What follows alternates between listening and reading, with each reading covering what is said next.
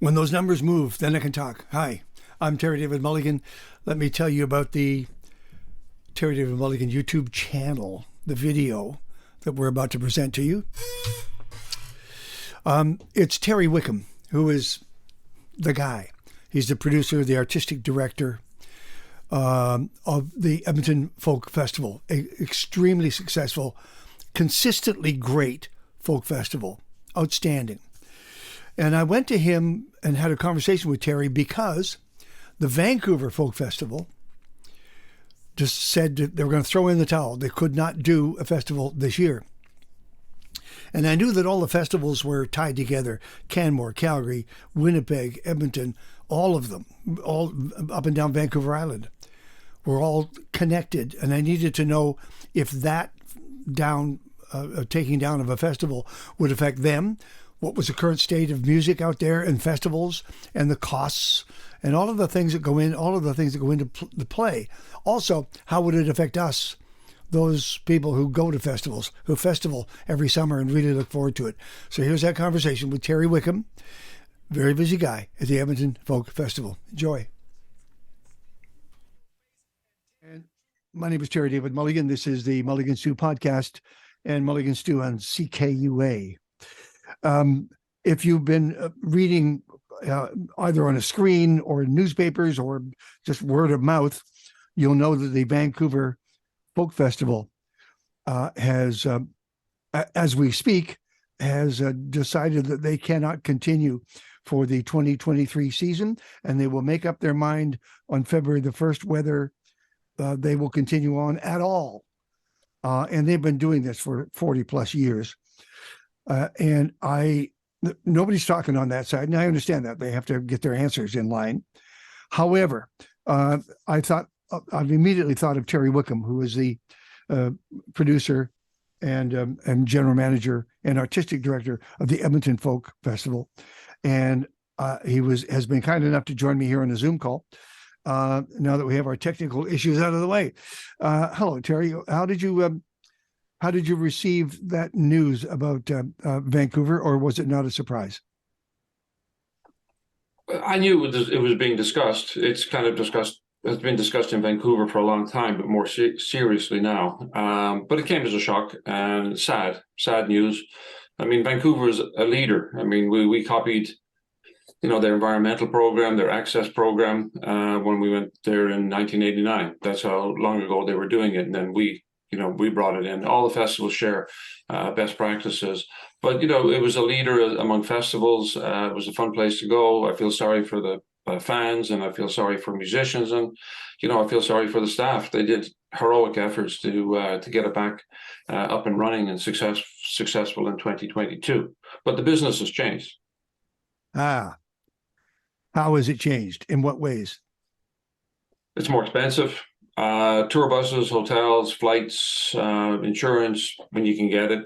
Everything is more expensive. Service charges, fees, especially.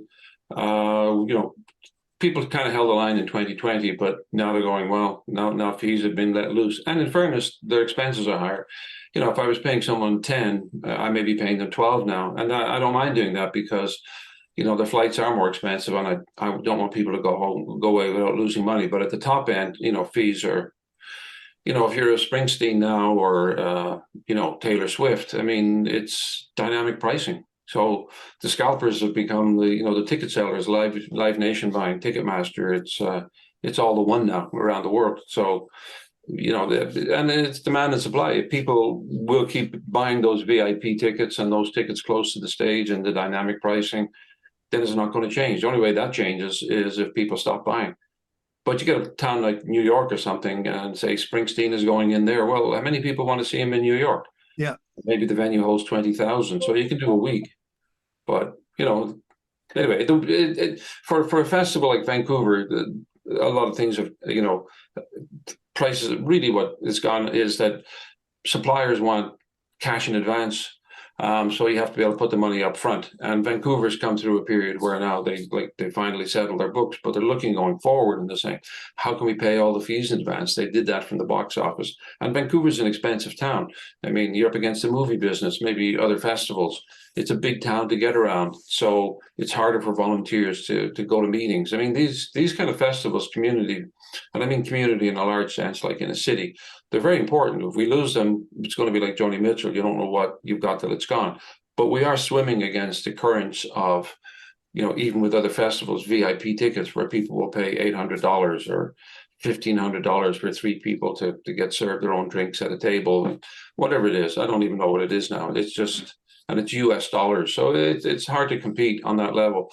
But, I've heard big bands come into Edmonton and I've heard them say, or I've heard the story that they've said, this is real, which everything's real. But, they can feel it's from the ground up and it's volunteers and it's a community effort and it's, it's sad. If it doesn't go ahead in 2022, it's very difficult to resurrect a festival a year later because you start to lose your funding. And I do think funding is one of the problems that the Vancouver Festival have had for a long time. When I ever looked at the books, and we share a lot of information, but not in the last few years. I'm not privy to, kind of privy a little bit to what happened this year, but not everything. But last time I looked, the funding from the city was very poor. The funding from the province was very poor, for festivals in general too. And I don't understand that in a rich province where there's tourism, there's a lot of wealth. I don't understand why BC doesn't, at least historically that I know of, doesn't fund its festivals very well. Now that I have my camera working, I'm Terry David Mulligan, and he, of course, is Terry Wickham, who's the general manager, producer, and artistic director of the Edmonton Folk Music Festival. Everything you've said to me at this point makes sense, as it always does, but I'm thinking about a couple of things. How does it affect all of the other festivals? Because you at times, traded artistic talent and they moved laterally across the country back and forth. How does it affect everybody else? Well, as I say, first of all, there's sadness on the festival's part. We've lost a sister. Yeah. And Vancouver was a leader back in '89. Edmonton, I went there my first year, and I copied their environmental program and their access program. They were leading in those kind of areas, and it was a very joyful, fun event to go to. So there was that kind of shock. The other major Western festivals are doing well these days, but the model has changed. Prices have gone way up. We're not facing 8% inflation in production costs. We're facing 25 to 50%, depending on which area you look at. Electricity prices, gas prices, insurance, rent, hotel rooms, flights, everything, right? So I think porta potties. Yeah, well, everything, anything, and rentals, tent rentals, just everything's gone up. It's gone way up because it's not 1 year's inflation; it's 3 really. And it's like our food wholesale food prices in Edmonton, where we feed 3,000 people at a meal, they went up 30%. So I looked at our kitchen guy and said, well, your budget's gone up 30% then too. But we were fortunate. We had a really strong box office and people bought in advance. So we were able to do that. And that's what Vancouver's talking about, cash flow. People want money up ahead. Agents for artists want money up ahead, and fees have gone up. They were living in a very high cost environment in terms of all the rentals and production costs and the way that business has gone generally. So it's difficult to take a chance if you don't have the money in the bank to take a chance. But I think there's some responsibility here on the part of the city. Maybe they just don't care. It's possible. Vancouver is very big now. And the province, who historically anyway, and I haven't seen any changes in it, but I'm going back a few years, the province is not good funders of your arts festivals there. And I don't understand that in a rich province that is so progressive in many ways that, the arts struggle. It's like everybody goes to the beach. Anyway, that's kind of my reading of it. It's also a big city, so it's harder for community organizations to kind of get together. But hopefully there'll be a rescue plan. I think it needs governments to kind of step forward a bit. I think it needs some maybe wealthy people that will take a risk. But a lot of festivals, been down that road. You don't want it to be one person, but maybe if you spread it over 10 people, with housing prices and wealth built up in Vancouver, that might happen. But if you don't go ahead in 2023, it's very hard to go ahead for 24 because you'll lose whatever funding you have. You have to start again. Yeah. And that's. I wouldn't like to try and start a festival. It's one thing to run them, and it is more difficult. Everybody will tell you, we're dealing with climate change. We're dealing with Ticketmaster and Live Nation particularly dominating the market. But we give breaks to aspiring musicians. Dan Mangan was talking about how important it was to his career playing the Vancouver Festival. That's true. That's one of the first places we all discovered him. He had his own audience then, but he doubled it and tripled it and went through the roof. Yes. For example, if I was trying to have a conversation with someone, I said, here's an example. If one of the festivals wants to book Bonnie Raitt, whose of course rate continues to go up, does it help that, or the only way that we can do that is if we all book her? If Winnipeg books her and Vancouver books her and Edmonton books her, does that? No, you're talking. Even in that period, and you're that's a 5-week time period. Some musicians could have gone to Tokyo in Europe and be sitting in their, at home in the meantime. And, most bands will make money sometimes 7 days a week, but often like 5 out of 7. They have some travel days, catch up, voices, all that. You could have a look at any tour schedules on Polestar and it would tell you, but everybody's different. If it's an aspiring musician, they might be playing every night. So it's not going to hurt us on a booking level, but it is a canary in a coal mine for all of us to say, where we let children in for free, where you're allowed to bring your own water, bring your own food. We don't charge $50 for a t-shirt. It's affordable for families. And you know what? You get the best seats. If you're lucky at a festival, you get a good draw. It's, there's no VIP seating. That's not the richer people that are sitting up front. It's whoever's keener and goes down in the morning for a draw and gets a really good draw for their tarp, and then they can bring 8 friends. So we're unique. And that's what I mean. We're a salmon going against a stream. There's lots of beautiful things about folk festivals, and I hate to see any of them fail. And Vancouver in particular, because it's, it was such a leader. And, maybe it's a shockwave, and maybe, it's never too late. If some confluence of money came together, you could put a show together in July. I mean, there's still time. You're certainly behind the 8 ball, but you still could. If you were asked to speak to the February the 1st board meeting that Vancouver is going to do, and if you accepted it and felt comfortable doing it, say from Zoom, what would you tell that room? Well, first of all, I know there's going to be a huge amount of Vancouver experience there, so I can throw my 2 pence worth in. But I would say, first of all, you don't have a lot of experienced people in the room that know that festival and know it much better than I, and in fact started it. Some of the ideas might be, like I say, which I'm sure it's not a genius to think of this. They'll have thought of themselves. If they can get 10 people that will come forward and kind of be a guarantor for $50,000 each. Yeah, not everybody can. A lot of people can do that, but some can, and it's not a big thing. Or some company, someone that whatever. Some artists, although they have to be a rich artist. I would look at maybe doing a fundraising concert on the Thursday night, try and get a big name and do a kind of a percentage deal. And I don't mind saying this because I'm not going to the meeting, and I don't. But you could maybe try, do the regular festival and do a fundraising concert on Thursday night. But you go in low risk. You maybe approach Sarah McLaughlin and say, "Hey, will you pay for a percentage? You take 50% of the gate. We'll take 50% of the gate. And if it sells well, everybody does well."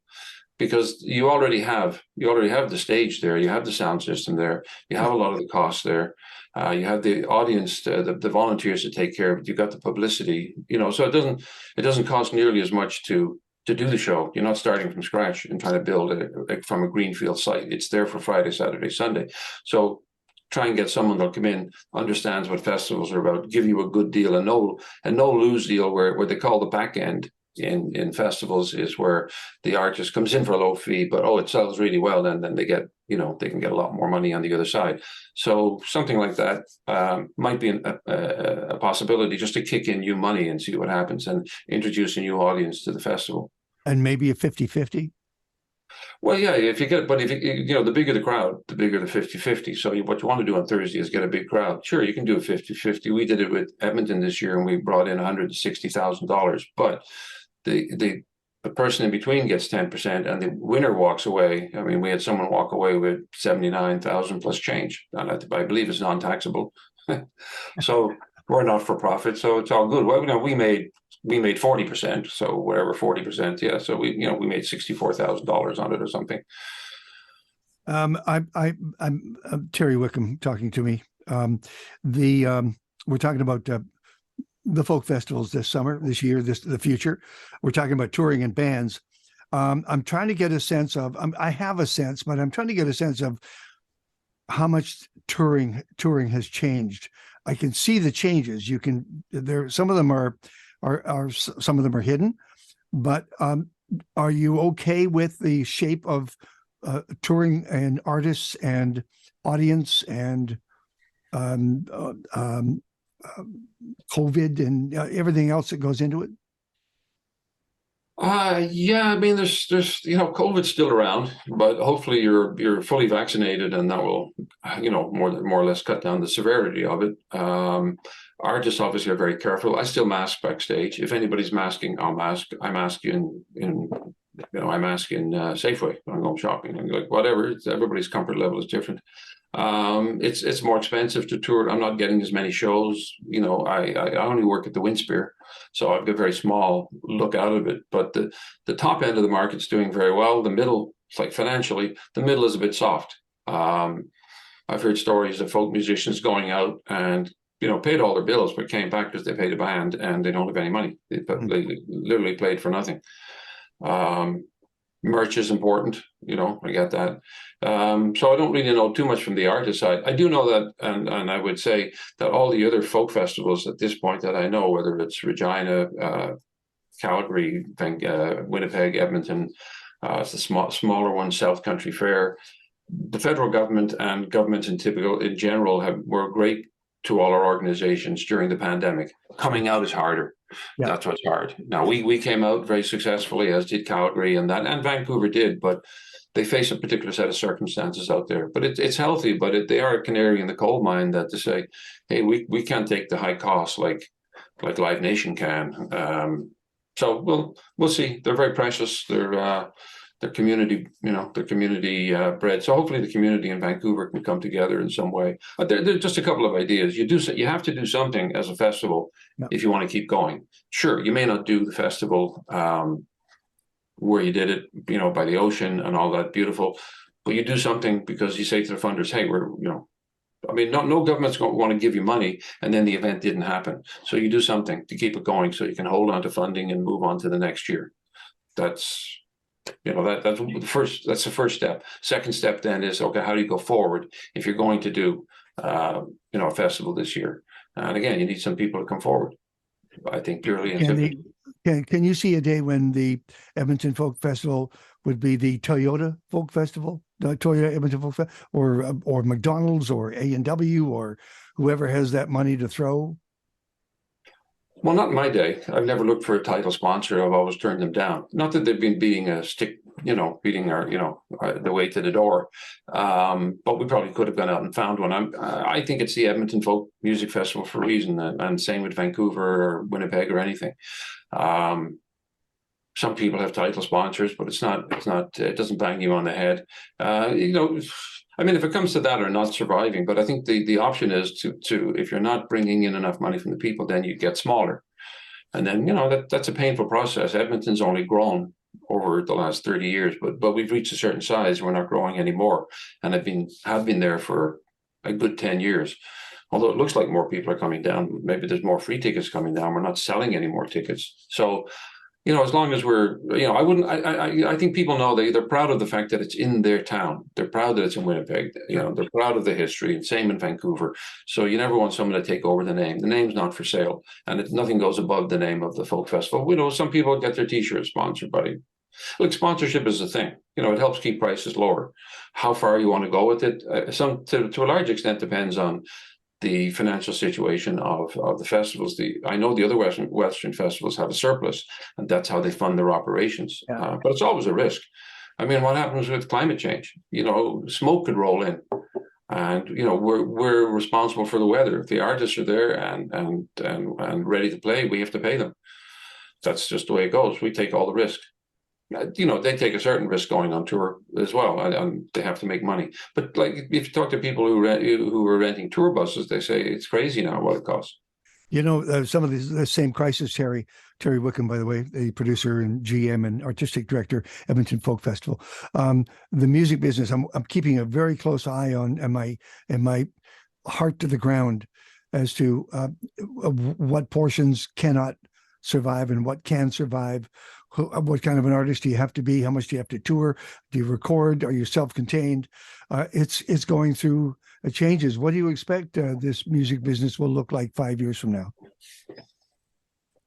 Well, I used to always think, the Edmonton Folk Festival would be around for the next 5 years, and I hope we will be. So I hope on my little, the little ecosystem that I work within, folk festivals, I hope they're around for 5 years. I hope they're around for 50 years. I'm not as confident as I used to be, just because changes are so rapid that, newspapers went away, all sorts of things can go away. I don't know, when do people run out of money? When do the visa bills get too high? When do festivals, like big destination festivals, kind of go, oh, we can't afford to go? But I talked to people in Australia that were at a festival, and it was $600 for tickets. And then they were renting a place, and all the friends were meeting, and beer was $13 or $11, and that was years ago.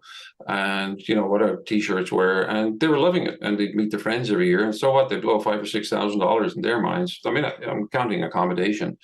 Maybe it's $5,000, and they're all happy with it. It's their big blowout. As long as people want to pay those prices, then people will do it. And that particular festival has a huge lineup, so in fairness, it's probably a pretty good deal for $500 or $600. In generally. I don't know where the business is going. I think the natural thing is for things to go to the center. I know they always say, well, the economy hates monopoly, and other people will break in. And there are some new ticket systems. One thing I know is, this is a good thing. There's always a huge amount of talent out there in the world, from all around the world. The amount of musical talent that I have turned down year to year because there's so much, it baffles me. How they can all make a living, I don't know. I hope people will get, increasingly, I think there's a human need for people to gather. I wish it didn't cost them $300 or $400 or $200 to do that, and to celebrate great music. I don't see prices going down for that, because big cities, people will pay it. And big events like Coachella, it's a destination thing. It's a memory-making thing, and a lot of people have a lot of money, and a lot of people are inheriting a lot of money. It doesn't take a majority of people. 10% of people can dominate, travel, tourism. And that's kind of a bit depressing, but it's amazing what people will pay for tickets. So I don't see that changing. How much? I'll just ask this question, and don't yell at me. How much do current conditions affect your artistic choices in the lineup? Well, we pay fairly. We know what the market holds. We know we can calculate what a person would make in a concert in Edmonton. We will sometimes multiply that by 2, but we won't multiply it by 5. And again, there's a huge amount of talent. We have made a name in Edmonton, for instance, on bringing in a lot of big headliners. But if that goes away, or it gets to be, where the rubber hits the road is it affordable for families to come down to our festival? And first and foremost, we want to have an affordable festival for people. So if fees for the big names go up too much, then they just won't come in. Yeah. But there's a huge amount of talent out there that is not getting enough work because maybe they just can't pull that tour together. And I'm always confident of getting great music from around the world. There's always great folk music and many other types of music. The amount of music out there is staggering. So yeah, so and if we had to shrink down to 12,000 people a day instead of 14, well, then we'd have to make that adjustment. How's Calgary and Canmore doing? I think they'll be okay. Yeah, they're all healthy, as is Winnipeg. I haven't heard of any festivals in trouble. There was the Whistler, the one up on the road to Whistler, has had to cancel as well.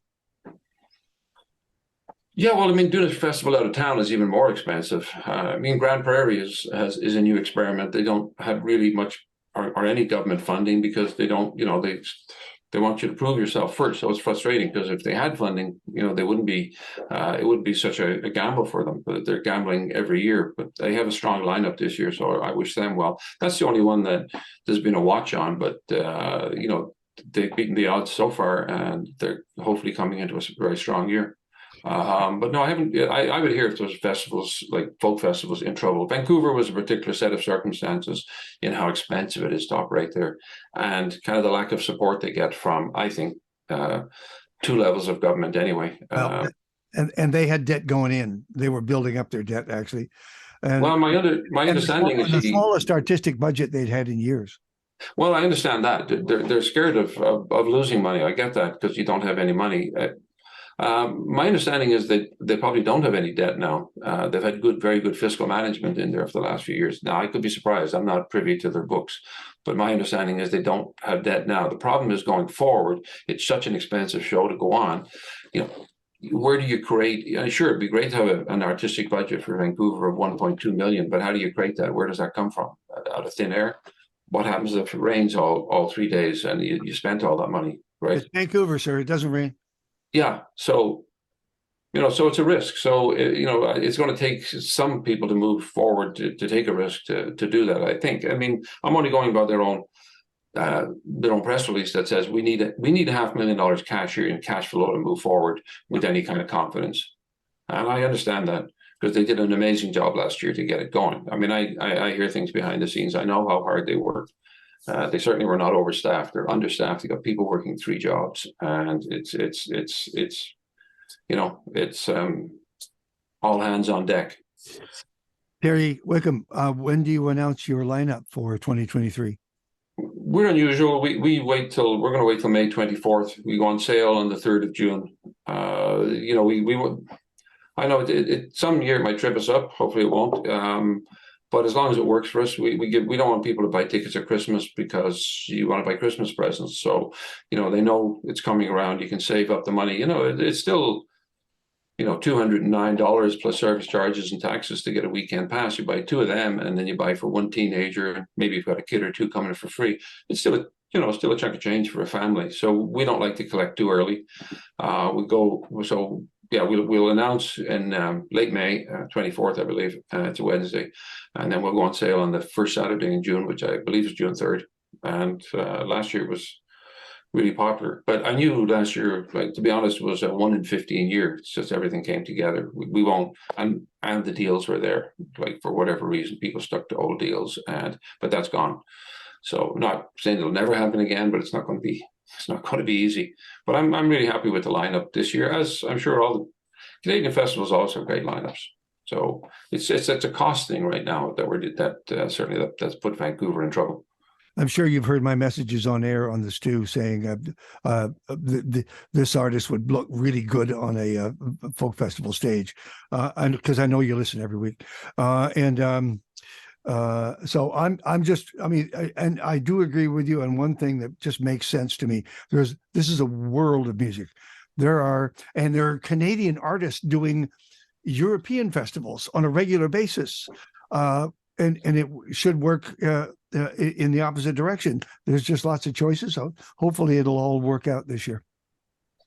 Well, it's a fairly definitive statement from them. The board's looked at it, so unless something really changes on the money side of things, then it's not going to run this year, and then I would fear for it running at all unless they do a limited kind of thing. Okay. But fortune favors the brave. I don't pretend to know what's going to fix Vancouver, But I know they have to do something this year if they're going to save it in the long term. And I think if they kind of got someone that believed in the festival and came in and did a fundraising concert for them, well, what they can't lose. So I would try that anyway and see if they can. If they have the festival running, can't remember the name of the park now. Where they in we should know that. A mere supposition. I've been there lots of times, but it's a beautiful park by the beach. Okay. So if they are up and running and doing that again, then I would try and get a fundraising concert on a Thursday night and see if you can only if you can convince an artist to help you out with not play for nothing, but take a chance with this. And if it sells like a Sarah McLachlan or something, then everybody does well. And it might save a festival. Just a last question here, Terry. If they throw in the towel and say we're done, can someone else come along and create a next version of a Vancouver Folk Festival in some capacity? There are crazy people born every minute, I guess, but I wouldn't try it. If you can't keep the one that's up and running with all that history running, and I don't see where you could start a new one. Something else might start, but it won't be a folk festival in the nature of the Vancouver Folk Festival. I don't believe. No, when they're gone, and that's like that Joni Mitchell line. You don't know what you got till it's gone. Yep. Maybe people will rally around, but I think it's not going to take. It's not going to just the whole community would and will, but it's not going to take that. It's going to take some individuals that are going to step forward and say, I believe in this to this tune, to this amount of money, right? To be hard and cold about it, because that's what they were saying. Unless we have $500 million going forward, we can't operate in the current business climate. I should have started this conversation by saying to you, because I care. Are you well? Are you safe? Did you get through? Yes, I'm well. Yep. Yeah. I haven't had my 5 vaccinations. Haven't gotten COVID. Okay. I've been a little travel shy. I haven't felt like going anywhere. I've missed conferences. Find I can. We do research here, but I'll go to a concert. I'll go to a restaurant. Get around. I'm a grandfather now. About to be a grandfather the second time. Thank you. They were just there last night for supper. The festival had a record year. We got that great lineup. We got great weather. So that has a big impact. It was nice to come back because you're coming back after 3 years, not one. It's always a year. People think, oh, you missed 2 years, but no, it's 3 years since we did it, and it was the same for every festival. So it was like pushing through water at times, and interpersonal relationships are very strained, I find. In person, but we were able to work in person. We didn't have any big outbreaks. We're lucky that we're outdoors. As I say, the weather was great, the lineup was great, the audience was great. We're struggling with the amount of people coming down. We got rid of the beer tent, and now everybody walks around. So it seems like there's more people walking around. Yeah, because there aren't 4,000 people contained in the beer tent. So we've got some things we have to look at. Okay. Finally, you sometimes surprise me by teasing the lineup by doing a one-word answer.